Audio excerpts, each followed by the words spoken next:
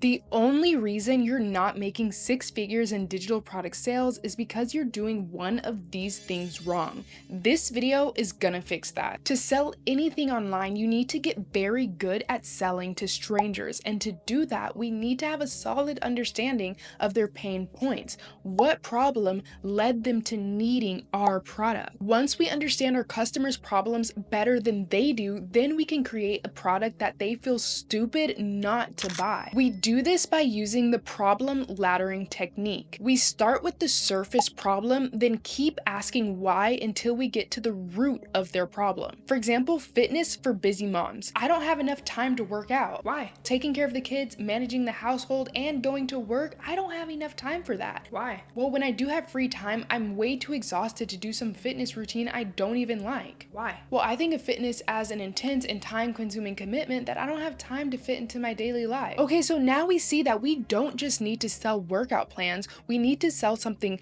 quick and something that moms don't need to change their lifestyle at all for. Some way that they can incorporate fitness into their daily lives rather than doing an actual workout. Now that we understand the root cause of our customer's problem, our niche now becomes, I help busy moms lose 15 pounds without changing their routines at all. If you need help with this, use ChatGPT. I want you to type in this prompt. Here is my audience's problem. Please use the problem laddering technique to discover the root problem and give me 5 ideas for digital products that I could create. Somebody asked me, what is the best digital product to sell? And if you're asking that question, then that's the reason you're not making sales. The best digital product is one that is going to solve your customer's problem in the very best way. You don't sell a course when your audience needs a template, and you don't sell a toolkit when your audience needs an ebook. I'll put on the screen the most popular digital product formats, and I want you to create what I call a transformation map. This will get you clear on what product will help your customer the best. So at the top, I want you to write your customer issue, which we figured out using our problem laddering technique. And then at the end, I want you to write the result that they're gonna get after they use your product. Now, from the list of product ideas I gave you, I want you to determine what needs to go in the middle to get your customer from their issue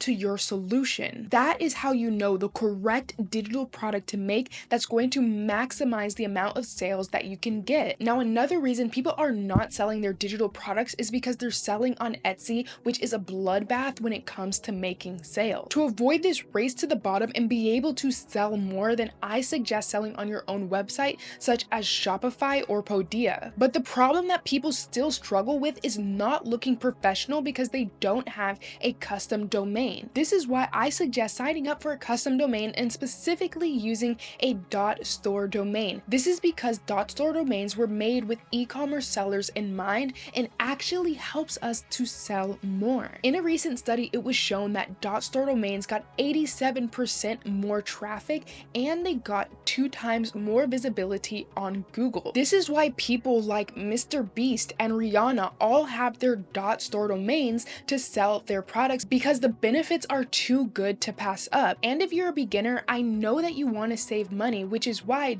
.store domains actually help you to save money on business tools that you're going to need, like tax tools, email marketing tools, and even website tools. So on Elevate.store, .store domains get $2,500 worth of discounts rather than other domains, they only get $1,600 worth of discounts. And to get you even more savings, I partnered with .store domains, who is sponsoring this video, to get you guys a special deal. For your first year, you can get your .store domain for only 99 cents by using the code ENERGY at checkout. Sign up for that using the link in my description and get your store up and running ASAP. You may think that you're not selling products because the market is too saturated, but saturation only exists if you did not position your product correctly and you're not differentiating yourself enough. Let's fix that by using concepts from Blue Ocean Strategy. So in business, there are red oceans, which are basically bloodbaths when it comes to selling, or there are blue oceans, which have virtually zero competition. So how do we find our own blue ocean? Well, this is how we're going to differentiate our products so that we're basically in a lane of our own.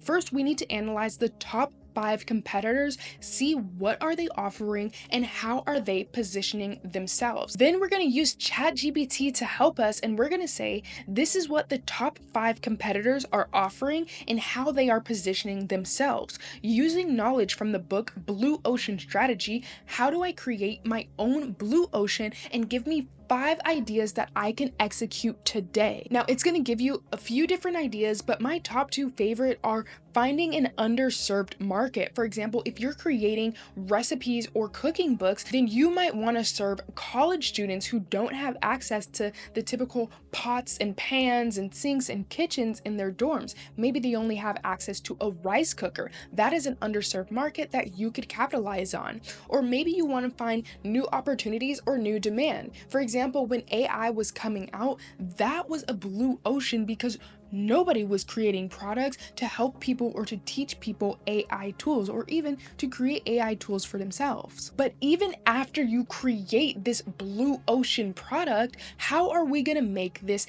irresistible? The reason that a lot of you guys aren't selling is because your product, it ain't irresistible enough. Your customers have other options and your product just isn't hitting the way that it needs to hit to make 6 figures. To make your product irresistible, you need to understand how to sell $100 for just $1.